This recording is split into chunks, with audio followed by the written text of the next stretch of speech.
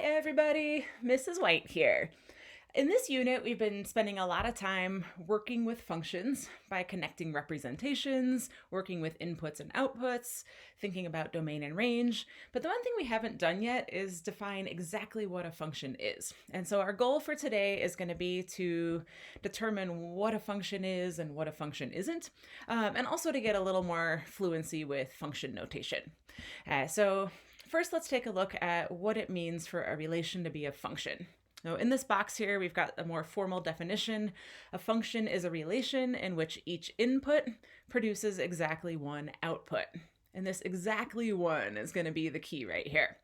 All right, so let's actually start by looking at a couple situations so we can get a sense of what this definition actually means or feels like when we look at the graph of a function. Okay, what we have here are 4 graphs, and what I'd like you to do is pause the video for just a minute and try to consider in what ways are these 4 graphs similar, in what ways are they different, and are there any graphs here that just simply don't make sense when we think about the context. So all 4 of these here are graphs that represent the story of your travels from home to the park as time goes by. Okay, so take a look at these 4 graphs. Again, pause the video. How are they similar? How are they different? And are there any that don't make sense? Okay, now that you've had a time to think about this on your own, let's take a look at the graphs, and we'll start by looking at the first 2. So first of all, notice that in all 4 of the graphs, you start at home, as we're down here, 0 distance from home, and you end up not at home, so we can assume that this is where you made your way to the park. And all 4 graphs actually do that. Okay, but in these first 2, we see a movement toward the park, movement back toward home, and then movement eventually back toward the park. And only difference here is in the second one, it looks like you actually went all the way back home. Must have forgotten something, had to go back home and get it. In this one, maybe you thought you forgot something, started heading back home, and then realized you actually had your phone in your pocket after all. What I did here is I added some scaling to the axes just so we could think of this a little more as a story and talk in terms of numbers. So in this one right here, we might look at this as a table and see that, say, 3 minutes into your walk, you were 6 blocks from home. And then 8 minutes into your path, you were again 6 blocks from home. Notice that it would be okay to revisit the same place at different times. And so it would make sense that 2 different inputs could have the same output. In context, this makes sense. And so what we're looking at here is what we can call a function. Same thing with this next one. It really is okay to be back at home at 2 different moments in time. Nothing wrong with forgetting something and going back. And so again, this graph really does tell a real life story. And so we can say, yes, it is a function. And let's look closer at those last 2 right there. In this one right here, we see that we're heading toward the park. And then here we run into a little bit of trouble. Right here, it's appearing that 5, say, minutes into our path, we are 3 blocks from home and 4 blocks from home and 5 blocks from home with no time passing at all. And this really doesn't make sense unless we want to allow for some kind of sci-fi universe or time travel. There's just no way that at the exact same moment in time, we could be all these different places at once. And this is our classic not a function. The same input right here is producing different outputs. And in context, that simply doesn't make sense. Now, when we get to this graph right here, this really does make sense. You're walking away from home, maybe you run into a friend and you stop and chat for a while, and then eventually you pick up your pace and make it to the park. So here's a situation where we see the same output repeatedly, but again, that does make sense. It's okay to stay in one place as time goes on. Maybe you're just taking a break, chatting, having a cup of coffee. Those repeated outputs do make sense. It's the repeated input that would not make sense at all. So here's our situation that's not a function, and here we have a situation that is. So a more visual definition of a function might be to just think that a function should tell a story. So look for those situations where you're in multiple places at once, and that's your cue that this must not be a function. Okay, so let's give this a try here. Here's a problem, and I'll ask you to pause the video and give this some thought before you go on to the answer. So here's a table, and in this problem, Callie is claiming that the relationship is not a function. Meg is claiming that it is. Who do you think is right? So go ahead and pause the video and decide. Okay, so let's take a closer look here. This is our situation where we see the same input producing all these different outputs right here. And this is, so Callie is correct, this is not a function. If we look at it on a graph, we can see these points that stack up vertically. That's that visual of, say, that 3 seconds have gone by and somehow all these different outputs are occurring at that same time. If we look at it as a mapping, we see that the same input 3 is producing all these different outputs. And again, that is just not a function. That's like being in more than one place at the same time. Okay, let's try another one. This one is set up as a mapping. So in this problem, Ashton is claiming that this is a function. Do you agree with Ashton or do you disagree? And again, go ahead and pause the video and decide for yourself. Okay, so let's take a closer look at this one. While it appears that maybe something's going on here because we only see one output, let's look at what this would look like on a graph. We have these 4 different inputs that all have that same output of 5. And again, in context, this would make sense. That's just like saying that after 1 second and 2 seconds and 3 seconds and 4 seconds, I'm just staying at the same place. That's fine to stay at the same place as time goes by. We could tell a story with this situation. And so, yes, even though we see the same output again and again, this would tell a story in the real world if we were to try to think of a situation. So yes, this one is a function. Okay, let's look at a couple graphs and see if we can determine whether or not they're functions. So here are 6 different graphs. Some of them are functions, some of them are not. So go ahead and again and pause this video. Which of these are functions, which are not, and what are you seeing? How is it that you can tell just looking at that graph? Okay, so let's take a closer look here. It turns out that the 2 that are not functions are A and E. One tool that might be useful is to visualize a vertical line crossing through the graph. That vertical line is essentially fixing a moment in time, like we're taking a snapshot. So in this first one, we can envision this line as 1-2 seconds into our process here. And if we look closely, when 2 seconds have gone by, if I look up and down along my line, I'm actually seeing the graph occur 2 different times.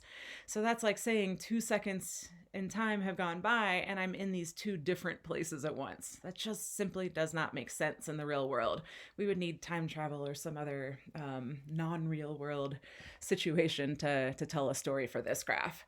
And same thing in E. If I look up and down this vertical line, I'm seeing 3 different outputs for the same input. But if I look at the other 4 graphs right here, they're all functions because if I move over to any one given moment in time, I only see the graph occur 1 time. So I've only got 1 output for that given input. So again, visualizing that vertical line might help us see if more than one thing is happening at any one moment in time. Okay, so we've really spent a lot of time here talking about what is a function, what's not a function. To finish this lesson, all we're going to do is go back and take a closer look at function notation. Throughout this unit, we have been seeing that we can use a y for our output, but that we can also use f of x. And that really is exactly the same thing as saying y. So again, today we're going to take a closer look at how to work with this function notation here. So first of all, just make sure we can read this out loud.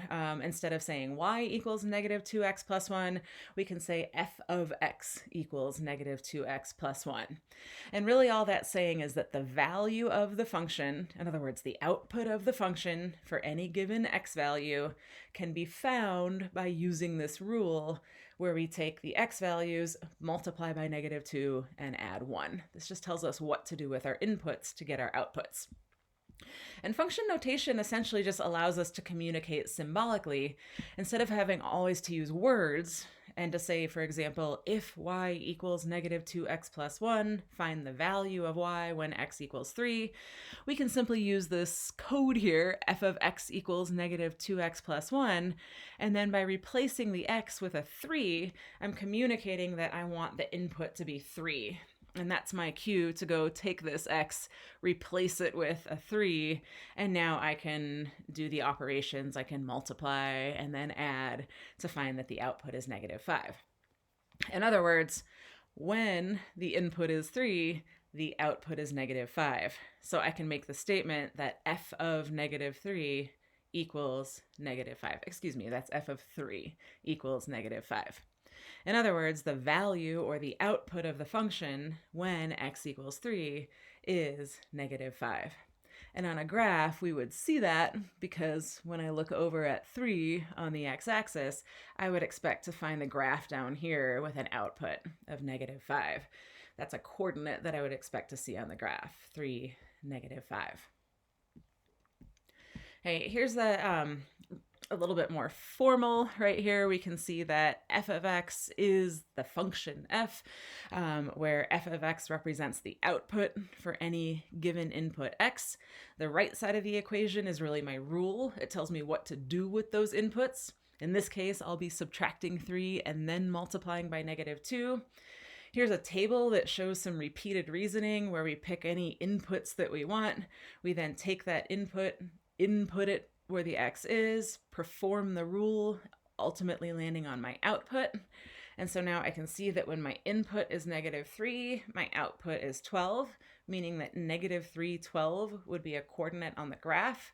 And using function notation, I can say that f of -3 equals 12, meaning that when the input is -3, the output of that function will be 12.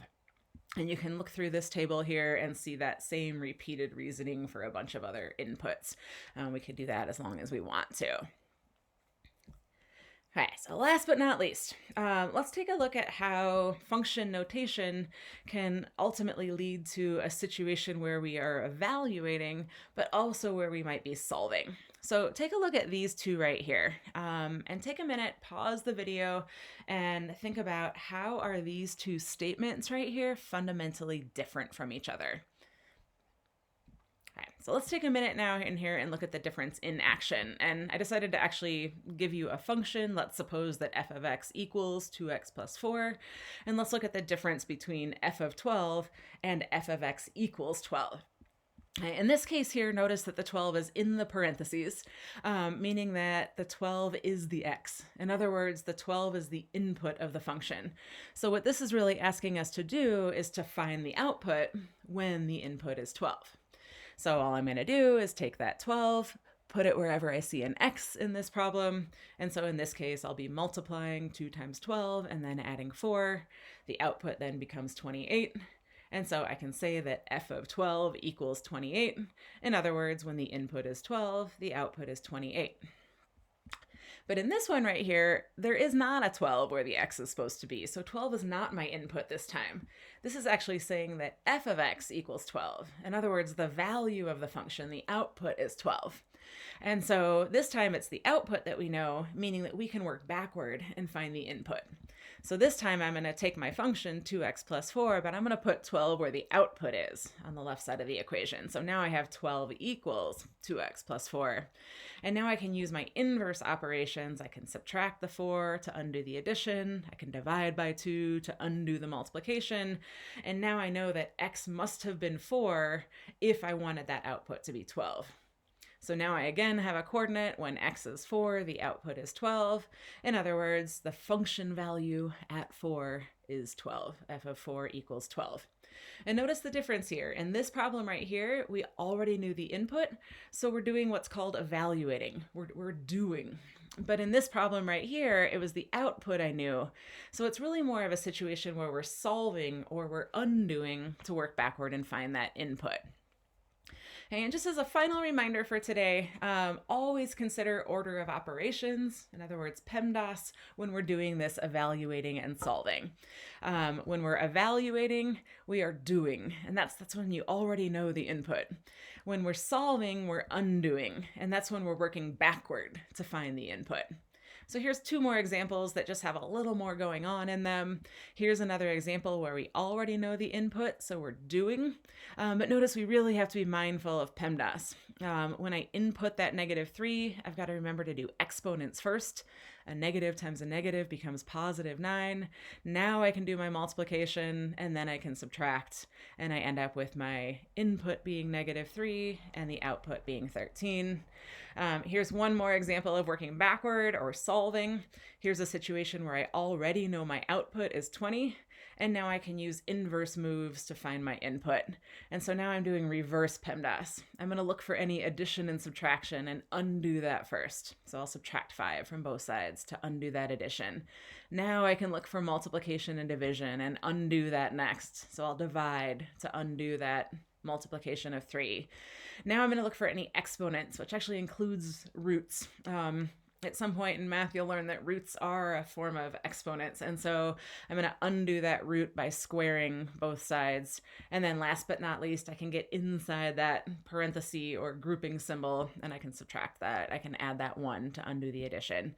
And so here's again an example of solving because I already knew my output. So I can use inverse moves, reverse PEMDAS, to get backward to my input.